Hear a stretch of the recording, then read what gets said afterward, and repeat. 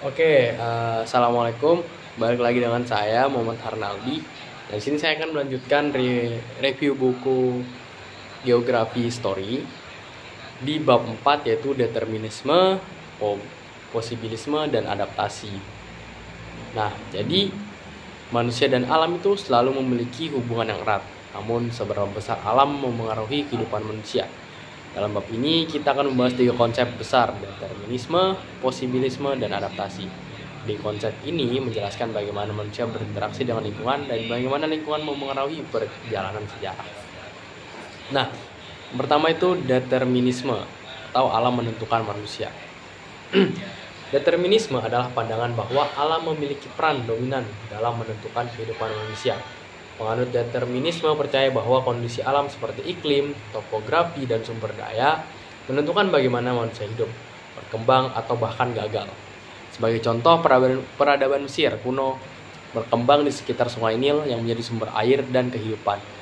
Kondisi geografis inilah yang membentuk pola kehidupan mereka, mulai dari pertanian hingga keyakinan spiritual.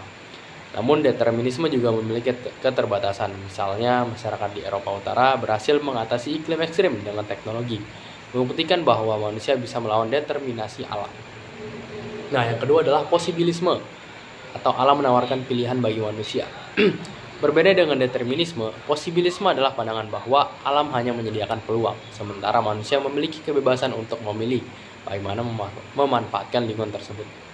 Contoh yang terkenal adalah masyarakat agraris di Indonesia, seperti di Bali. Mereka menciptakan sistem irigasi subak yang memungkinkan mereka bertani di lahan berbukit.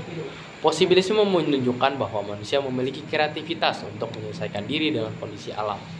Di zaman modern, kita juga melihat contoh posibilisme dalam pembangunan kota, seperti Dubai.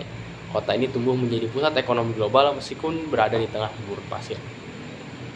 Nah, selanjutnya adalah adaptasi manusia terhadap alam. Adaptasi adalah kunci bagi kelangsungan hidup manusia. Dalam sejarah, manusia terus beradaptasi dengan perubahan lingkungan, baik itu karena bencana alam, perubahan iklim, atau eksploitasi sumber daya. Sebagai contoh, masyarakat pesisir di Indonesia sering menghadapi banjir. Mereka beradaptasi dengan membangun rumah panggung dan memperkuat sistem tanggul untuk melindungi komunitas mereka. Namun, adaptasi manusia tidak selalu membawa dampak positif. Membuka lahan hutan untuk pertanian, misalnya, seringkali merusak ekosistem dan memicu perubahan iklim yang lebih besar.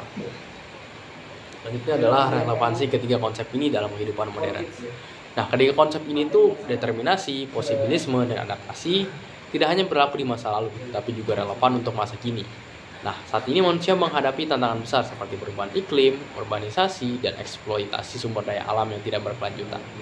Nah, dalam menghadapi tantangan ini, kita perlu memahami bagaimana alam mempengaruhi kehidupan manusia dan bagaimana kita bisa menciptakan solusi yang lebih berkelanjutan.